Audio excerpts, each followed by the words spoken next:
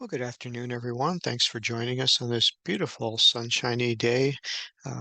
One of the most beautiful summer days you could ever hope to have. So, thank you for those who are listening and pray that all is well with you and your family.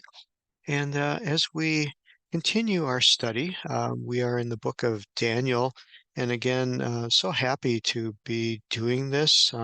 There's just been incredible things I've been finding out, and I hope I can share them with you in the way that excites you, the way it's exciting me. And so, as we look at Daniel chapter 1, we see this setting, how the book begins, and it doesn't sound very good. It says, in the third year of Jehoiakim, king of Judah, Nebuchadnezzar, king of Babylon, came to Jerusalem and besieged it. Okay, this is never a good thing.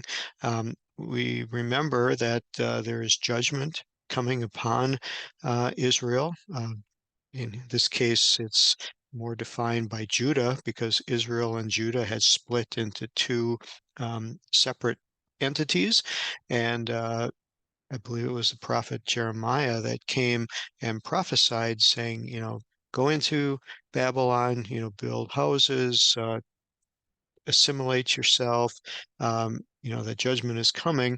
But of course, the king of Judah didn't want to do that. So um, the king from Babylon came and besieged the city. And so we're just going to take a look again at the um, Jewish commentary and see how it kind of fills us in. Again, the Hebrew is really kind of neat here. As we see throughout the book of Daniel, we're going to go from Hebrew this chapter into Aramaic next chapter, and it'll be a whole fascinating study that we'll do there. So here the commentators just come and say, um, noticing here that Nebuchadnezzar, which is a word, very strange name, but anybody who's sat through Sunday school classes and any type of teaching have heard that name. But here the Jewish people point out where that name comes from, and that there are actually two different ways of spelling and pronouncing it. And so here they I'll highlight this just to make it look a little bit clearer. It says the origin of this name comes from Nebo, and so they're saying it's actually supposed to be spelled with an R rather than an N, and give a reference in Jeremiah chapter 21, verse 2 and 7, and Ezekiel. So it's kind of interesting that it comes from um, this ancient Babylonian background. And of course, the whole term of Babylon, um, you know, it's used in sci-fi movies and so forth now, and video games that use the word Babylon. But it was one of the seven wonders of the ancient world and had the hanging gardens there that we don't know what they look like, but we do know that they were written about and showcased as one of the seven wonders of the ancient world. And it was a thriving um, metropolis. Of course, it gets its name from Gate of God. So Babilu, Gate of God, which is kind of interesting. So that's kind of the setting here of what is happening. Why are they going into captivity, and how's it going to fare for the people who are going? So here we find something very interesting in verse 2, and it says, Vayitain Adonai, and Adonai is the word used for Lord. This is different than maybe what we've seen in some of the other studies where we see the word Yahweh used for Lord and God, and we see the word Elohim used for God. This is Adonai, which is only used of the one true God.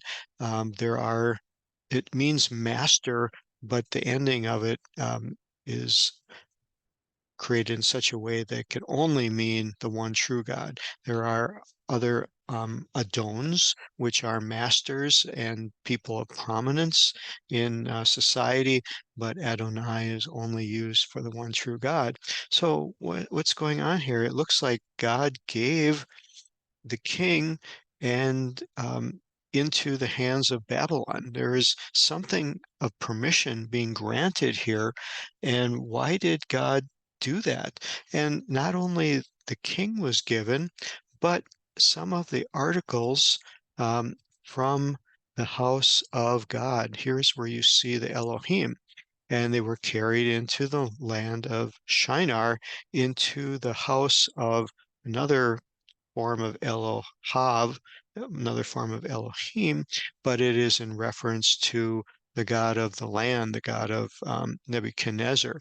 So this is just really strange why we know that judgment is coming and this is judgment being pronounced, but what do these articles and being carried away have to do with anything.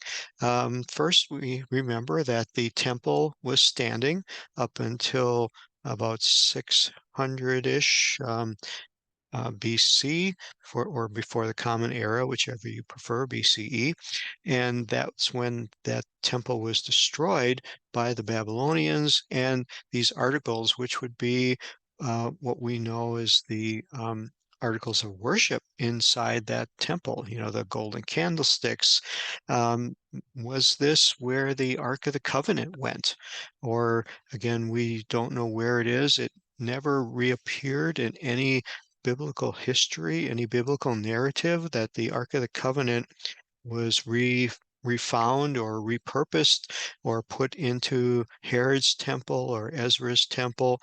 It seems to have been either carried away here by the king of Babylon, or more likely it was hidden away by the priests before the Babylonians came.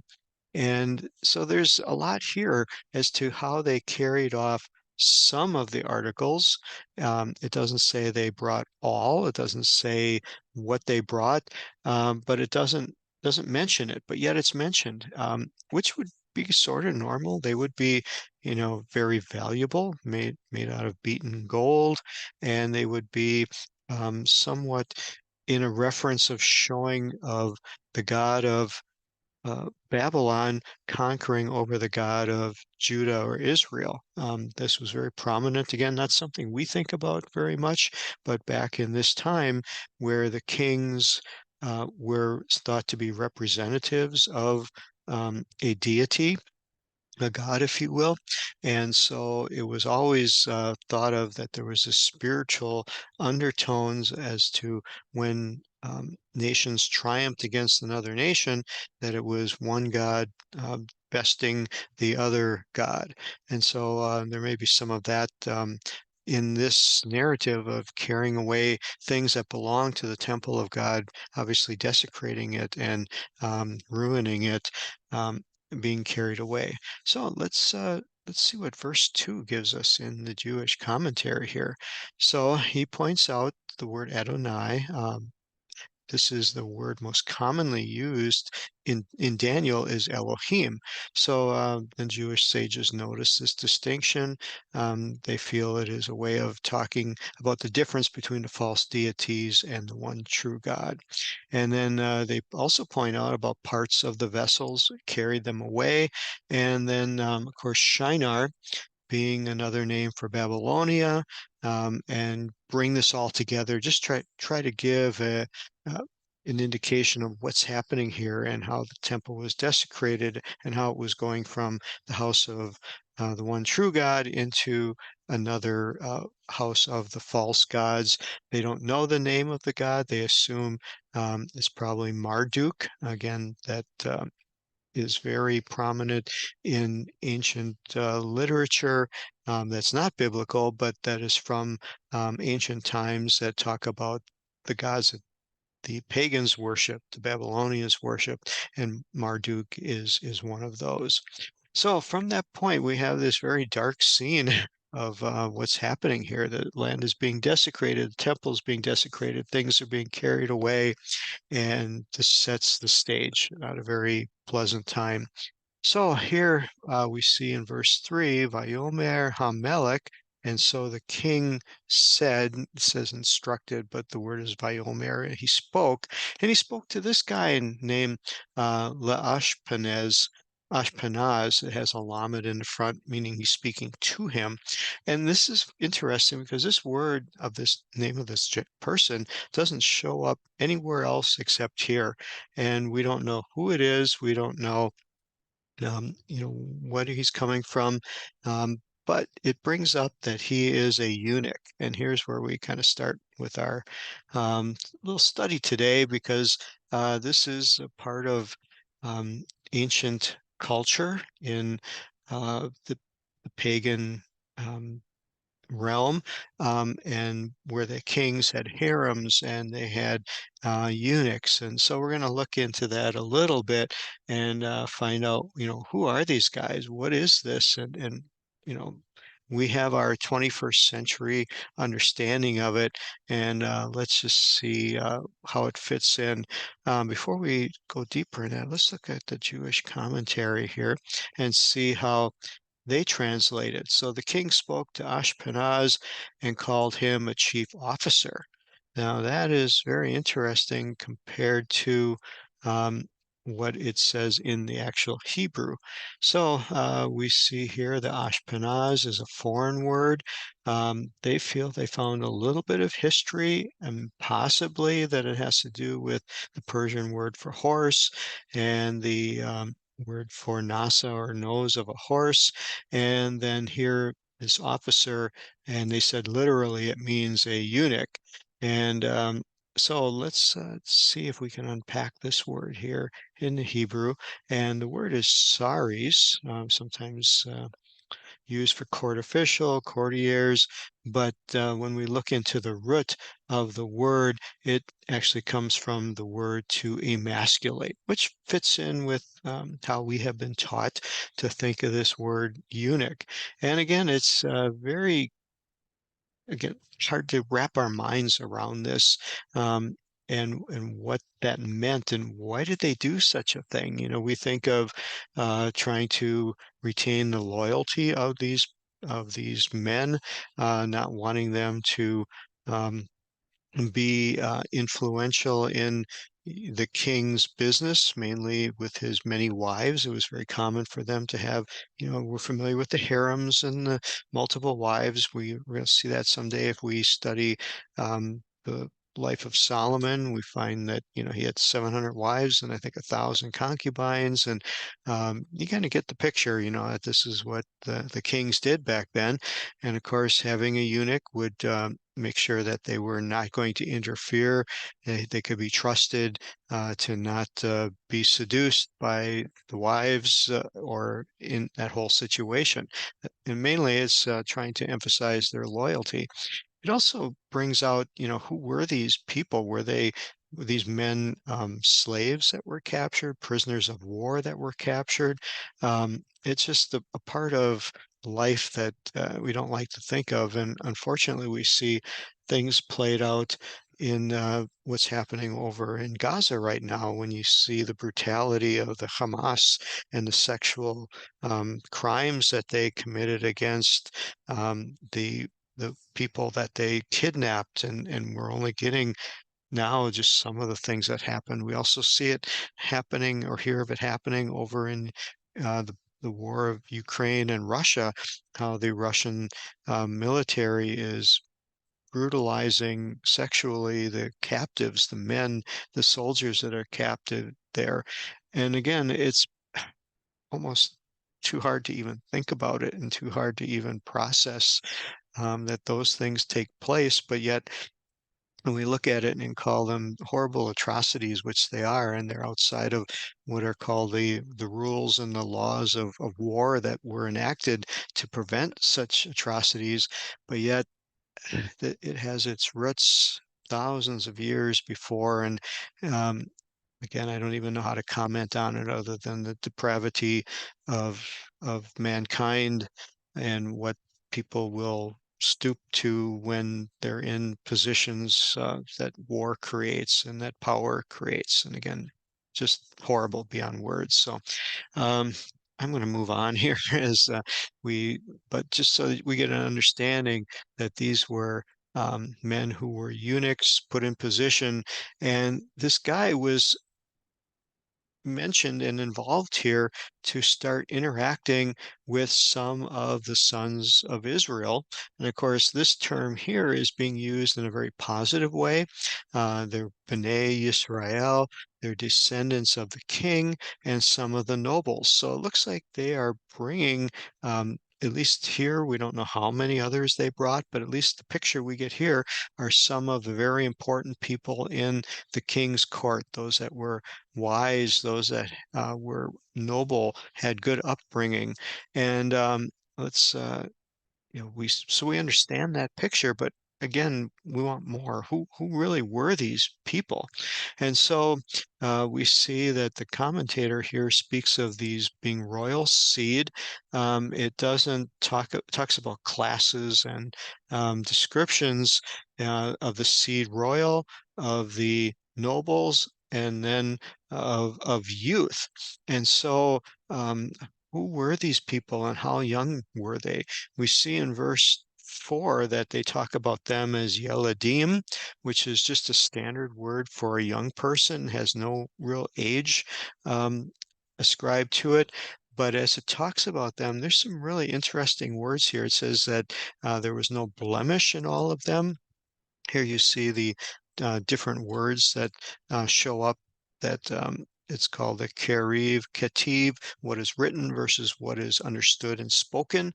And you see that play out here as trying to see what does this word without blemish. And here it is mare, that is the word to look. So they say that it's good looking only because it has the word tov in front of it. So here's where you get tov, mare, of good looking. It says they were maskilim, they were gifted. We'll take a look at that word. It says they had chokhmah, or wisdom, yiradah, they were possessing da'at, knowledge, and binay, and they had understanding. They were quick, just all kinds of interesting things here of superlatives, adjectives of how what capabilities these people had, these young men had, and they were coming to the palace so they might teach them the language of the Chaldeans. Another very interesting point. So there's a lot in this verse that we're going to hopefully be able to unpack without too much difficulty. So here, the Jewish commentators feel that Daniel was about 15 years of age when he was taken, which is really interesting because we'll see later on shows him as a much older man and how much time will be passing here before we get from chapter 2 into chapter 4. That quite a bit of time, almost 70 some years will pass in these very short sections that we're going in. And so here the commentators look at, well, what does it mean to have no blemish? They're saying this is more than just, outward appearance. It's to have a good moral character. Well, why would a pagan king of Babylon care about moral character unless it was only in reference to the loyalty that he's expecting? Um, and maybe it was really hard to find in those days in his pagan culture that people would be out for themselves, and to find someone who had good moral character that could be trusted and could be near them. Remember, kings were always fearful of losing their life. The main thing they were trying to protect is assassinations and poisonings. And it was a very precarious spot to be in, and they had bodyguards around them at all times. And so they would look for people who were trustworthy, of good moral character. And they seem to know, or have, at least have been told, that people from um, the Judah who had the background and the teaching of serving the one true God would have those qualities. Here's another one that's kind of interesting. They're fair to look on.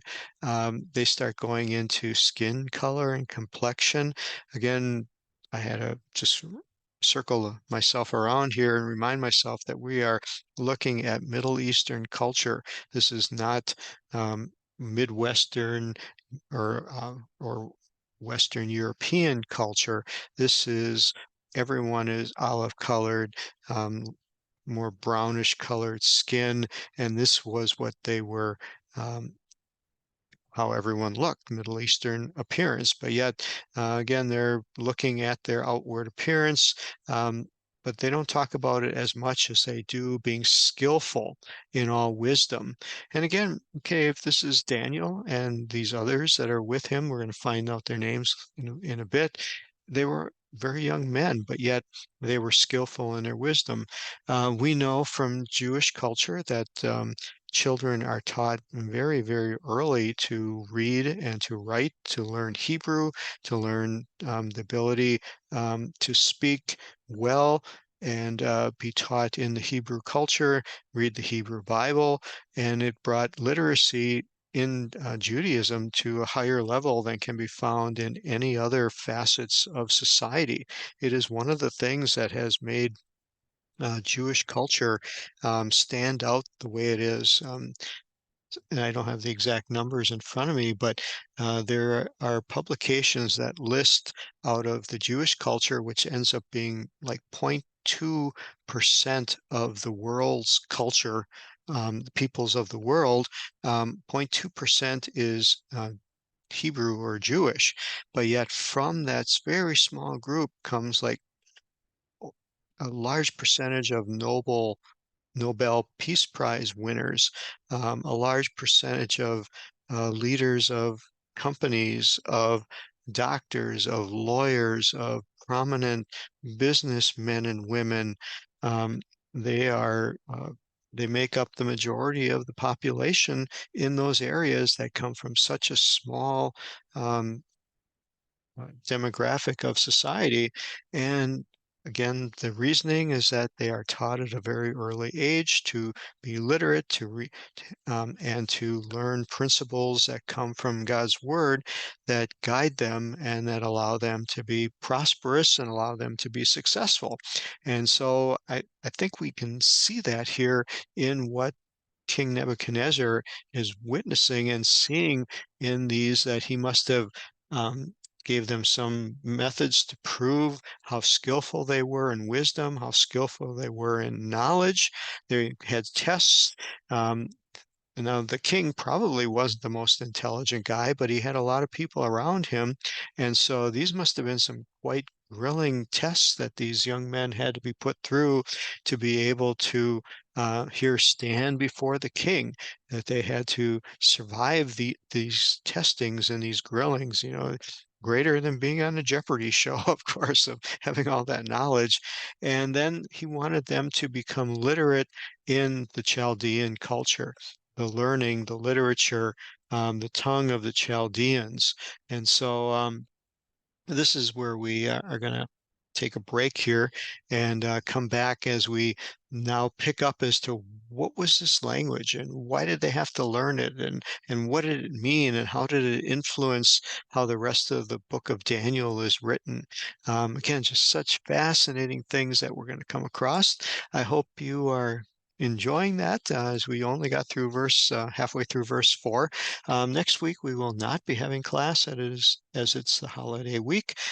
Give you Wednesday off, but hope you enjoy the remembrance of our independence here in the United States and be appreciative for what God has allowed us to have here and have a nation of freedom to have classes like this, to share our faith, to share what we have amongst ourselves and be an encouragement to one another. So God bless you all. Enjoy the holiday, the week, and we'll hope to see you next time. Bye-bye.